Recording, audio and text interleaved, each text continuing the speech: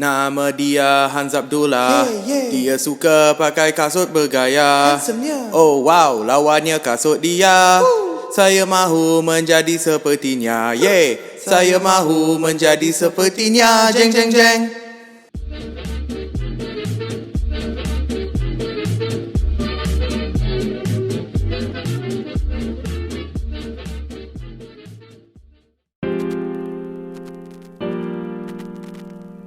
Assalamualaikum dan selamat sejahtera kepada kawan-kawan, kekasih-kekasih dan yang sewaktu dengannya. Nama saya Hans Abdullah. My name is Hans Abdullah and I'm a Malaysian sneakerhead. And today we are going to be talking about a shoe. Of course, we're going to be talking about a shoe. We're going to be talking about specifically this shoe. And this shoe is the Jordan 1 Baroque Brown, or otherwise known as the Jordan 1 BIOHACK. Hacker. The glue smell is ridiculous, man. Okay, so this shoe is known as the Jordan 1 BIOHACK, but officially, I think Nike has it set to be the Baroque Brown. Baroque Brown. The thing is, this shoe is a really weird shoe. Like, I don't think we have seen any other Jordan 1s like this. I specifically said Jordan 1s because you can see that this shoe is quite clearly influenced by the 2005 undefeated Dunk High collab. It's got the same colored blue, and actually, if you look at the two shoes side by side, you cannot not see the similarities. But the official story about this shoe is it's influenced by the fast-paced life of Japan, Tokyo, I think. That's why it's got all these colors. I can tell you that they've done a few things with this shoe that is very special for a Jordan 1. I think number one, the thing that caught my attention is the fact that this wing thing is like rounded and not as sharp as a lot of the other Jordan 1s. The swoosh is this metallic silver, which is kind of similar to the Tiffany Dunks, the original Tiffany Dunks. I don't know if it's reflective. Let me try and figure it out right now.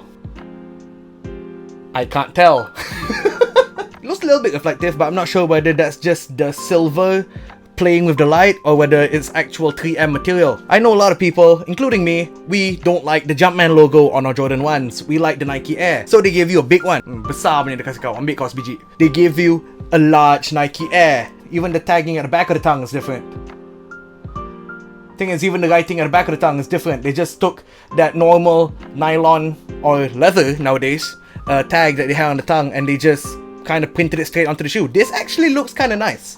I actually like the way they did this. Actually, I like this whole pink thing. I like the way when you look inside it, it's just pink. It's really cool. You can't really tell with my lighting, I think, but the midsole is this really fascinating green. I've never seen this on a Jordan 1, this color.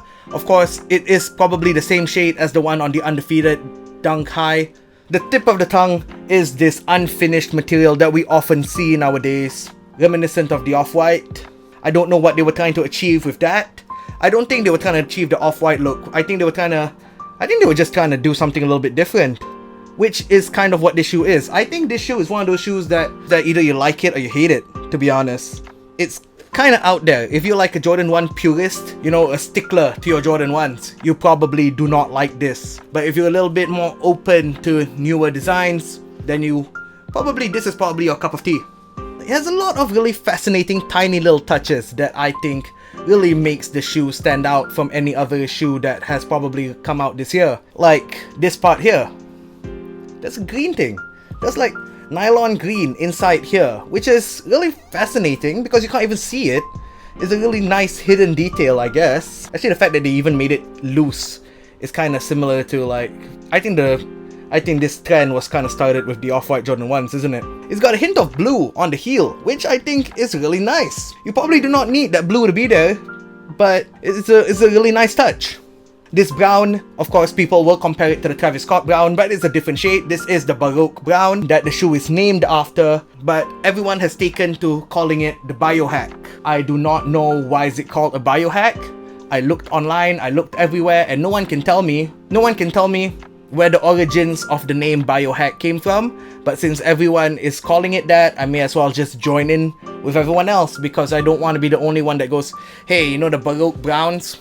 When everyone's probably talking about the BIOHACK, you know, it makes you sound pretentious when you're calling it something that everyone else is not calling it, just to be different. Let's not do that, let's just call it what everyone else is calling it. So these are the BIOHACKs. The suede on the toe box is a pretty nice quality.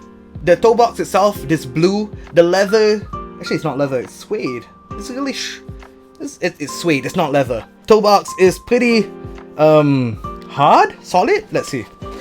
It's pretty solid. It's pretty solid. I do not like the way that feels. I do not like the stiffness of that. That's probably gonna hurt after a while. Either it's gonna hurt your feet after a while or it's gonna crease really ugly. The glue smell on this shoe is out of this world. Gets you to another planet, man. Wow. Gotta like air out my room after this. Whew. All in all, I would say it's a very different shoe. I don't know how to recommend it because it's, you know, it's one of those shoes that if you like it, like it. If you don't like it, you don't like it. As for me, I did not have any opinions coming into this shoe. I looked at it and I was just like, meh, I mean, it's alright. In hand, I still think it's kind of alright. I would probably give it like a 6 out of 10. I give it points for being different because in this day and age for sneakers, when we keep seeing the same sneakers over and over again, it's nice to see something fresh. As for the things about the shoe that I really like the inner lining. I really like the tiny details like the colors over here, the colors on the heel, the green on the midsole, which is very different. The shiny swoosh is really nice. Wait, let me kind of compare with the Code JP.